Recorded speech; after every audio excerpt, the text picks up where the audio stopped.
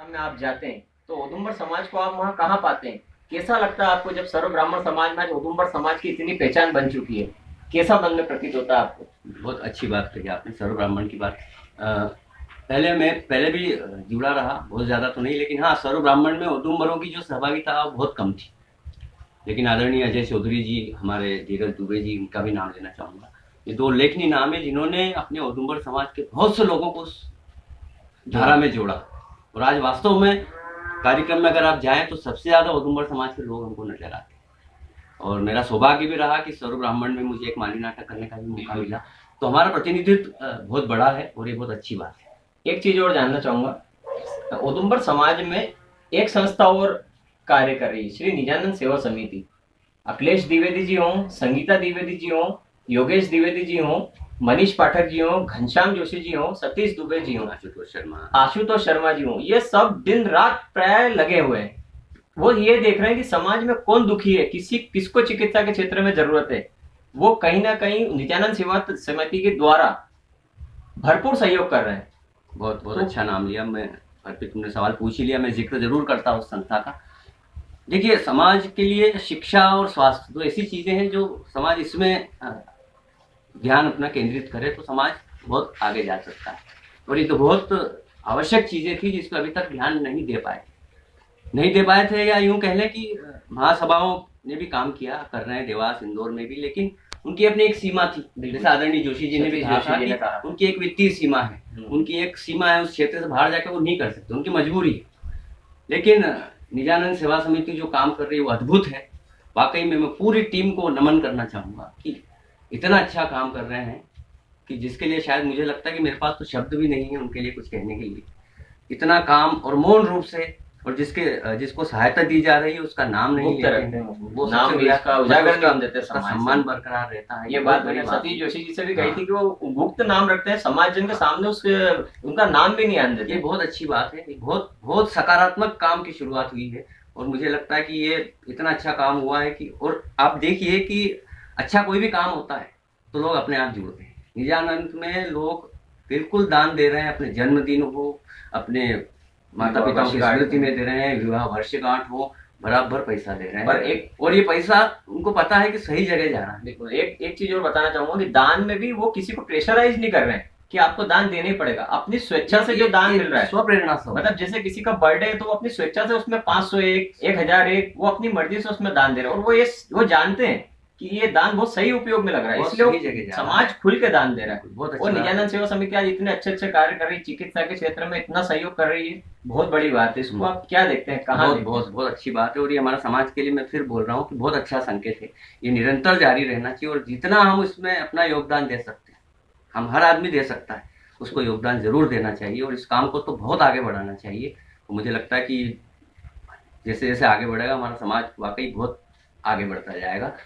उसके अलावा और भी जिक्र करना चाहूँगा, क्योंकि अब संस्थाओं की बात चली है। महासभाएं तो बहुत बेहतर काम कर रही है, सभी कर रही है। विशेष करके इंदौर देवास महासभा का विशेष उल्लेख करूंगा कि बहुत अच्छा काम अभी हो रहा है, सकारात्मक काम हो रहा है, जनेऊ होने वाली है। और दूसरी एक बात है, औदुंबर नवयुवक मंडल, आपकी बात करूँ कि आप बहुत बढ़िया काम कर रहे हैं। और सबसे अच्छी बात यह है कि आप जो भी काम कर रहे हैं उसमें लोग आ रहे हैं, जुड़ रहे हैं। मैंने जो पहले भी कहा था कि समाज की सहभागिता बढ़ना बहुत अच्छा संकेत, जबकि आज तो उल्टा है कि बहुत समय कम है लोगों के पास, लेकिन उसके बाद भी लोग आ रहे हैं।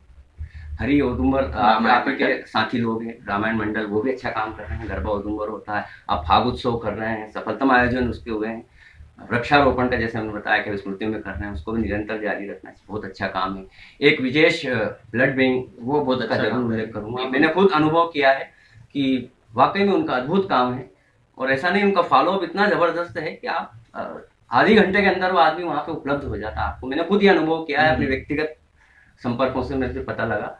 जब मैंने खबर की तो आधे घंटे के अंदर मुझे तत्काल सूचना आ गई कि ये लोग ब्लड देने वाले हैं, ये इनका नंबर है, इस हॉस्पिटल में आप चले जाएं, उस हॉस्पिटल का समय ये है।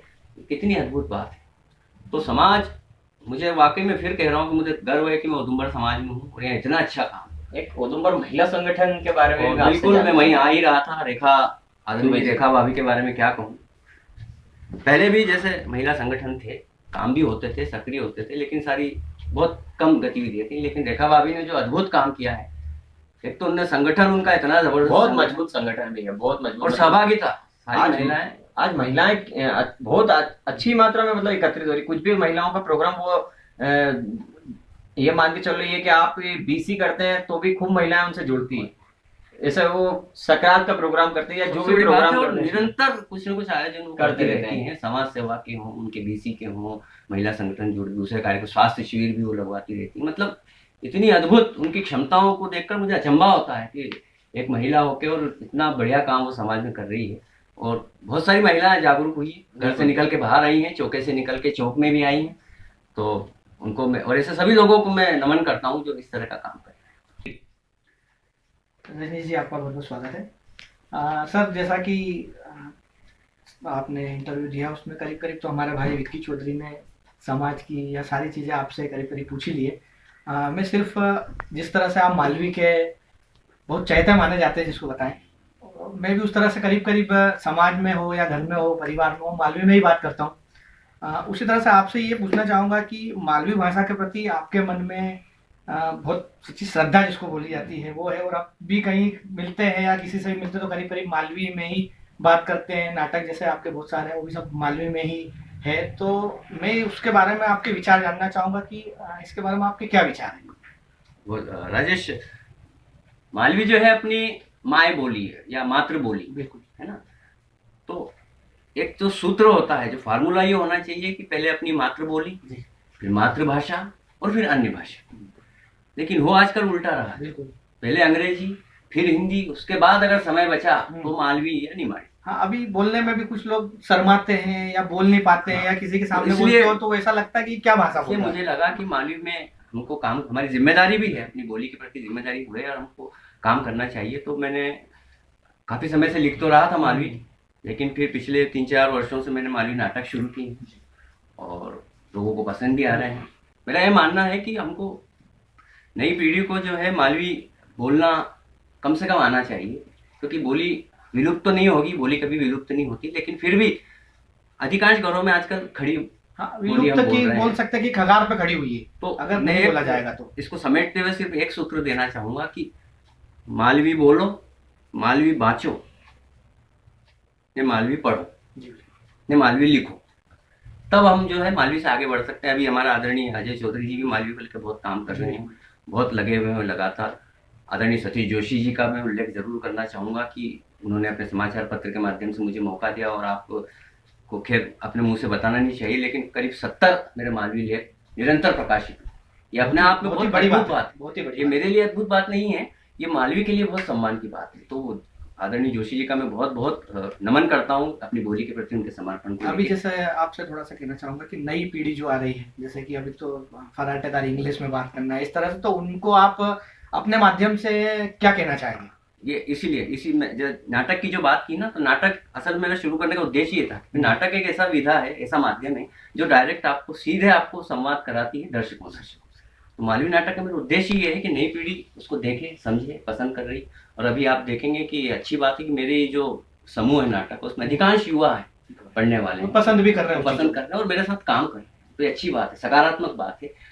तो सभी हम जहाँ भी कोशिश करें कि मालवी का जहाँ माहौल मिले उसको मालवी में अगर बोल सकते तो वहाँ जरूर बोले, उसमें संकोच नहीं करें। मतलब मालवी बोलने वाला गांव वाला, ये जो एक मानसिकता है, या गंवार मालवी बोलने वाला, इस मानसिकता से हमको उभरना है। मालवी तो बहुत समृद्ध है, मीठी बोली है इसको, मीठी बोली है, और हमको अपनी जिम्मेदारी है कि हम मालवी को आगे बढ़ाएं। जैसा कि आपकी जो नाटक, मालवी के नाटक वगैरह होते हैं, उसमें बहुत सी जगह मैंने देखा कि आप मालवी में कविताएं कहते हैं, जो बहुत ही मीठी और बहुत अच्छी लगती है सुनने में भी और वगैरह में। तो मैं चाहूँगा कि अभी जो जिस तरह से इंटरव्यू ले रहे हैं, ये समाज में सभी जगह जाएगा, तो मैं चाहूँगा कि एक 2 लाइन की कविता आप हमारे समाजजनों को इस इंटरव्यू के माध्यम से सुनाएं। जरूर सुनाऊंगा। हालांकि एक और मालवी मिठास व्हाट्सएप समूह है, उसका भी जिक्र यहाँ मैं जरूर करना चाहूँगा कि ये सारी जो कविताएं मैंने लिखी है वो उसी व्हाट्सएप समूह के लिए लिखी थी। तो वो भी बहुत अच्छा काम कर रहे हैं, भावेश कानून को उसके एडमिन है, वो भी बहुत अच्छा काम कर रहे हैं मालवी के लिए। एक छोटी सी कविता है मालवी की, मैं उसका वाचन कर देता हूँ यहाँ पे। इसका शीर्षक है राजेश, पीर परई के जाने कौन। अच्छा, अपना सुख में रमी गया, दूसरा का दुखड़ा भूली गया, देखी ने भी सगला मोन, पीर परई के जाने कौन। बहुत बढ़िया। पढ़े लिखे बच्चों अपनों, पूरो करे सबको सपनों, झोपड़ी का इंदारा में शिक्षा को दीवो जलावे कौन। क्या बात है। हाय मन की ऊपर चढ़े, महल अटारी कम पड़े, चटई पे सोता अधनंगा की, ठंड भगानो चावे कौन। दूसरा कीज कमी देखावे, जोर जोर से ढोल बजावे, घर में बजता बासन भांडा पे कान धरनो चावे कौन। बिना काम का टंटा रगड़ा, छोटी मोटी बात का झगड़ा, सीधी जिंदगी जीने का नेम कायदा माने कौन। चांदी चम्मच लईने आया, कष्ट कहीं जाने नी काया, सजी थकी थाली जद हामे, मेहनत की रोटी खावे कौन। जमाना भर का खोटा काम, रावण हुई ने बने हैं राम, घड़ो पाप को भरी रहा, धर्म से चलनो चावे कौन। काम धंधा धंधो मजूरी, पेट पालनो भी जरूरी, टेमनी है जग लेने को, नाता रिश्ता निभावे कौन। बहुत बढ़िया। और अंतिम है कि कोई नहीं सोचे जागने की, होड़ मची है भागने की, जनावर सब बनी रहा, मनक बननो पण चावे कौन। क्या ये बात है पढ़ाई रजनीश भैया, की जाती बहुत बढ़िया। जिस तरह नाटकों में और बहुत सारे प्रोग्रामों में आपको एक और आपकी कला का प्रदर्शन हुआ है, बहुत ही बढ़िया कला है बांसुरी। बांसुरी वादक के नाम से भी आपको जाना जाता है समाज में। तो मैं चाहूंगा कि समाजजनों को आपने एक कविता के माध्यम से तो सबको ये बताया है, मैं चाहूंगा कि एक मिनट के लिए आप अपनी कोई सी भी धुन समाजजनों को सुनाएं।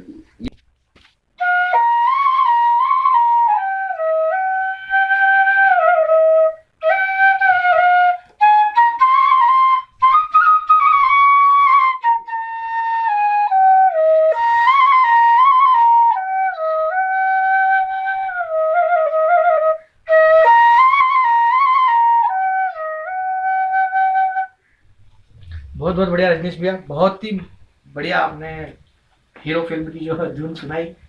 आगे मैं ये कहना चाहूँगा सर कि आप मालवी नाटक